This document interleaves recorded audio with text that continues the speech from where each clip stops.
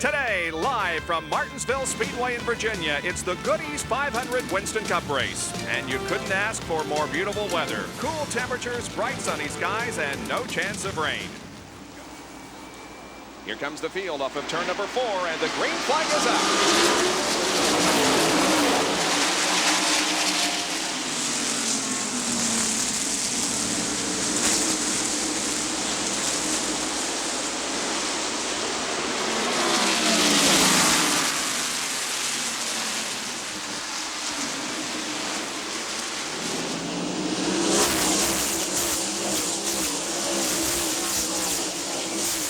The leader is Bodine. Right on his heels is Alan Kulwicki. Running third is Dale Earnhardt. Fourth is Rusty Wallace. And fifth is Ricky Rudd. Here goes Kulwicki. Yep. And Kulwicki drives around Bodine to become our third leader in the first 26 laps of this race. There's Harry Gant going for 4 wins in a row at 51 years of age. I'll tell you, he looks like he's in good shape there today. Not only he personally, as far as his physical condition, but that race car looks pretty good. Sitting there running in 6th place, just sort of biding his time. That's what he's done the last 3 races. He didn't charge up there in the front at the beginning of the race. He just sat there and let him beat and bang, and when the time came, he went. And this is the same race car that he's won those 3 with. They've used the same car in Darlington, Richmond, and at Dover last week, and brought the same car here to Martinsville this week. Harry Gant has won twice on this racetrack. He won this race in 1982 and in 1985. Harry Gant, without question, probably the hottest driver in all of auto racing. Harry Gant, what is it like being the new Harry Gant? Tough, real tough. A lot of people ask you for interviews, a lot of autographs and everything. A lot of people come by the house. It's hard to get any work done, but I hope we can win some more races over. Well, he just took over another spot. He passed Morgan Shepherd. He's wasted no time. Wasted no time going to the front. Right behind was Dale Jarrett. We're riding with him. This is going into turn 3. And he raises his hand. But gets hit. Yep. Too late, I guess he raised his hand. He saw the wreck ahead of him, plus his spotter let him know that there was trouble up there, and he slowed down, but the car behind him didn't. So both Ken Schrader, as you can see, spinning there, and Dale Jarrett involved in little incidents here in turn number 4. Everything is cleaned up, though, and we're set to go back to racing. Dale did not pit in hopes of getting his lap back. The green comes out on lap number 92, and Dale does get the lap back as Jimmy Spencer now is the leader of the race.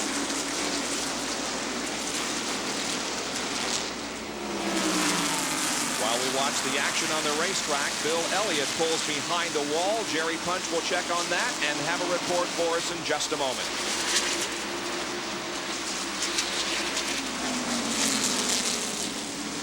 Well, Jimmy is watching all of the action behind him. We did have a change for second position there. You saw Rusty Wallace go into second, passing Darrell Waltrip, and here's how it occurred. Going down the back straightaway, Rusty gets a good run on him and just simply outbrakes Darrell going down the corner. Kind of like the pass on a road course. Dive down and hit the brakes, and here goes Gant. And watch that. Same thing. I think Darrell slipped just a little bit coming off of turn 2. Gant got his nose up under him, and then going into turn 3, he motored right on around. Harry Gant has moved to third position. Back at Martinsville Speedway in Virginia, Rusty Wallace leads the Goody's 500. Second place is Jimmy Spencer in car number 98, and right on his back bumper is Harry Gant. Spencer, when Rusty Wallace got by him a little bit ago, he just decided to take it easy. He was going to ride, but Harry Gant got up there and started pushing him and said, look, either go on or let me by. Spencer decided to go on. Here's how Rusty got the lead. Now, talk about patience. This is patience. Rusty had been back there in second position for a long time, saw the moment, the opportunity he needed, and zoomed into the lead he went. And there goes Harry again. Yep. This is down the back straightaway going in turn 3. Now he's taking over that second spot and right in front of Harry again. is the leader, Rusty Wallace. What a story this Harry Gant is. I'm telling you, you got people in the grandstand standing up, waving their fists, cheering this 51-year-old guy. And as we talked about earlier before we went on the air, Ned Benny, this guy doesn't have an enemy in the world, Harry Gant. No, sir. He's just one of the finest people that you'd ever want to meet. Just a low-key type of an individual. Just likes to get out there and drive that race car and win. Spencer doing well, though, still hanging in there in third position. And has quite a bit of racetrack between himself and the fourth place competitor was Lake Speed. And Darrell Walker running fifth. And four-car in to the wall or up against the wall up in turn 4. That's Ernie Irvan. Another caution period. Here's Irvan trying to get down on the racetrack and get going and save a lap, but he's not going to be able to do so as Rusty comes down to take the checkered flag. The yellow flag, but that's okay. Yep. So Ernie Irvan has spun up in the corner and lost a lap. Dale Earnhardt is going to the back of the pack. He's on those old tires. Remember, he didn't come in for a pit stop when we had our most recent caution period. And Richard Petty and Ricky Rudd get together in turn 1. Ricky Rudd in trouble. He was running 23rd when he and Richard Petty. And now Petty's got a fire in his car. Flame coming from the underside of the car. Richard spins it in the middle of the backstretch. And Ernie Irvan trying to stay out in front of Rusty Wallace to get back to the start-finish line. He will be able to do so. And Richard Petty has the car going again. There is a lot of liquid on the racetrack. Now, let's take a look at the tail end of the wreck. Watch the far right of your screen. Well, as they went into turn 1, Rudd tried to get on the inside of Richard Petty, and they touched. And around they went. Richard just tapped the wall and then took off. But then all of a sudden, we see that fire come from underneath the car, and then he spins around, spins sideways at least, and then back the other way. And that's on the backstretch.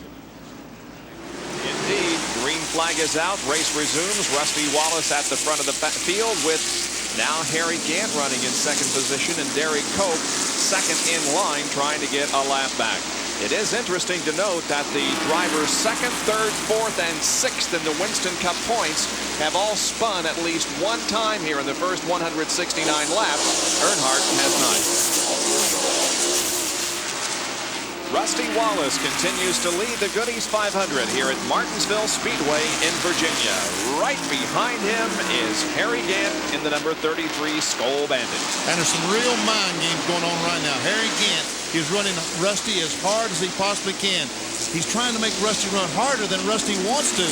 So he'll use the brakes up, do something to make the car go away at the end of the race. Harry Gant, right, he really don't want to buy Rusty Wallace, but he wants to aggravate him to death. So he has been patient, making sure the car is there for the last part of the race. And now Harry Gant does go for the lead as he comes down to complete lap number 196. And look at this crowd. They are going nuts as the old guy, well, I shouldn't say that, but the old guy has taken the lead at Martinsville. Harry Gant from Taylorsville, North Carolina is in front of the Winston Cup race again. And he's going to run away from Rusty Wallace now. I think he made Rusty use the brakes more than he wanted to. Back at Martinsville Speedway under caution, and Harry Gant and Rusty Wallace both on pit road. Left side of Rusty Wallace, Harry Gant is off the jack, headed down pit road. Rusty is now out, and they will head back to turn 1. They're side by side going to turn 1, and Harry Gant will beat him back on the track in turn 1. So good pit action once again by the Skoal crew. Bob? Was a drag race, though, to the line coming out of the pit area. The reason for the caution, a spin over in turn number 2 involving Sterling Marlin.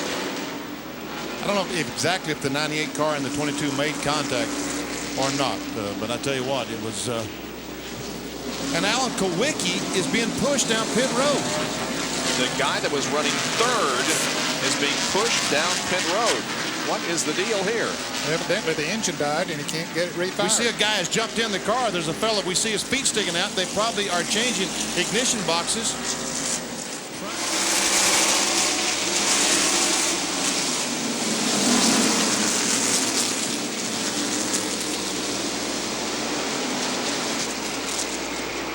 Rusty takes a look. Rusty looks. And they touch. Gant gets hit hard in the front end by And so does Rusty. He spins. Now Ricky Rudd beats Earnhardt back to the line. And Rudd finally gets his lap back that he's been trying to do almost all. Fellas, there's a lot of cars. Morgan Shepherd has problems. I think that might have been smoke from Dale Earnhardt's car with Henry Rudd rubbing together. Morgan Shepherd got banged into something up there.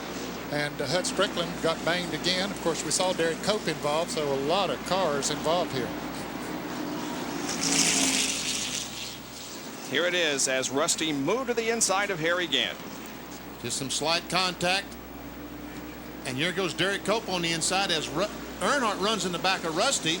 Now, Derek Cope hits Rusty. Here the 5 car is going on the inside. Now, here they come back to the line. Rudd trying to beat Earnhardt back to get that lap back, and they will make contact just as they get to the line. Watch that. Yeah, there was some smoke, that tire smoke, as they rubbed together. And there's Hud Strickland's car, third in line. He has some more damage to the Ray Bestis Buick. Let's go to the pits and Jerry Punch. Well, the crew has a lot of work to do as you see the front of what's left of the front of Harry Gant's Skull Oldsmobile. They're trying to peel some of the sheet metal away to get a look at the chassis parts. And if it's mostly cosmetic, that's not a problem because as you saw before, Harry has won here at Martinsville with a pretty torn up race car. They pull the sheet metal away. They'll send him back out to keep him losing a lap. He'll come back in here momentarily for him to use the air chisel to pull some more away and get a look at that right front. Well, you know, we showed you a replay of his win back in 1982 and the car was all banged up. And it's looking about the same way right now.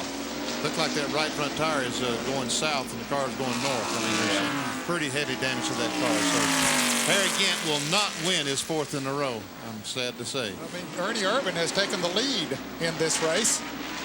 And with Ricky Rudd now back in the lead lap, Bob, there are 13 cars on the lead lap once again.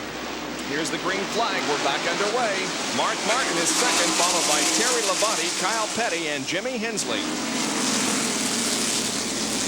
Once again, Mark Martin turned right across the front of Darrell Waltrip's car and no contact was made.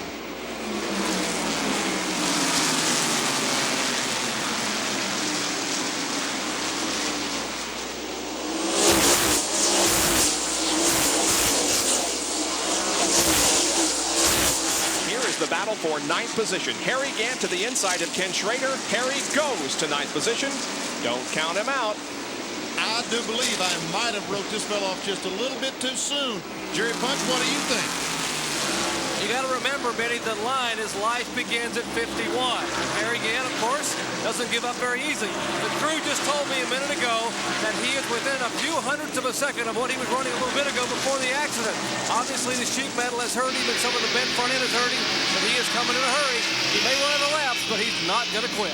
He sure is, and as a matter of fact, when he passed Schrader there, he moved into 8th position. I don't know. He's doing a pretty good job of it. Look at him go inside of Dale Earnhardt. And the fans love it. Oh, do they? Harry's coming, no doubt about it. That puts him in 6th position. Gant is 6th.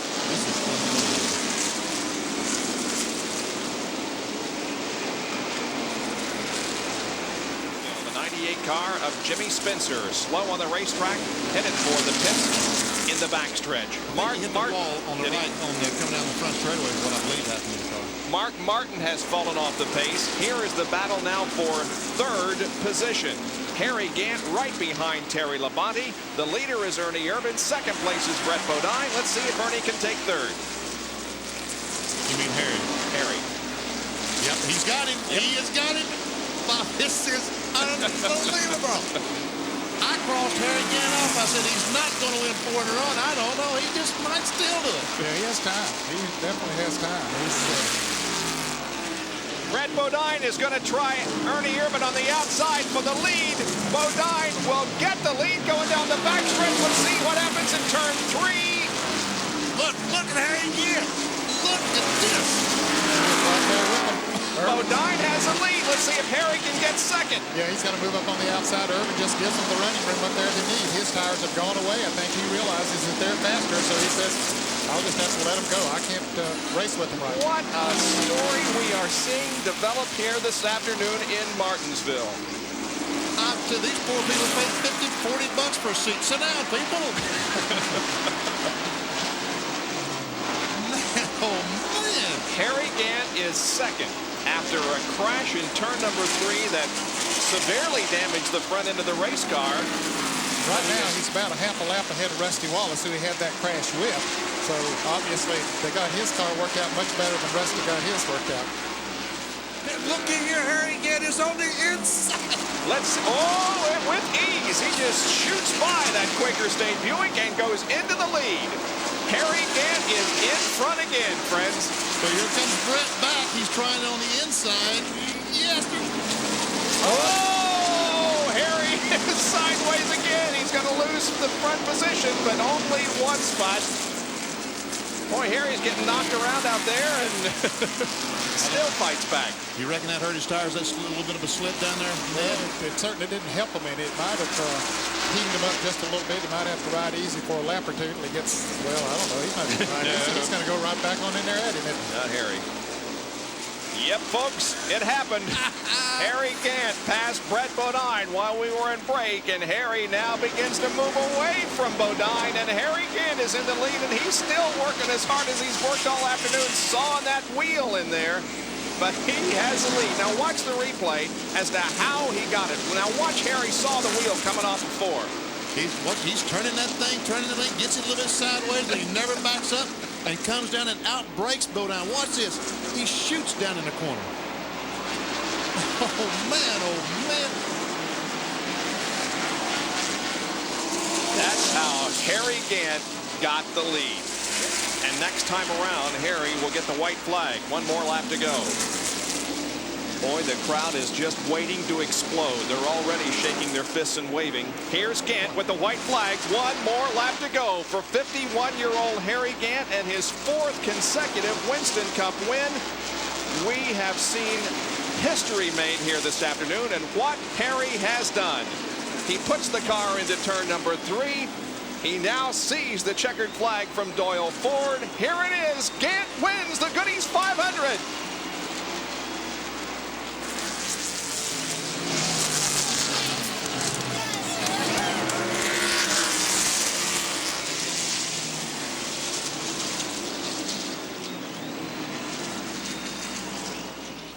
Unfortunate there, you know, Rusty got a little over anxious car. I was just tooling around there, and I thought he was too, and I didn't think he was going to try to run by me, you know, like that. So then Brett, you know, we got together, but the old car came in there, passed him all back.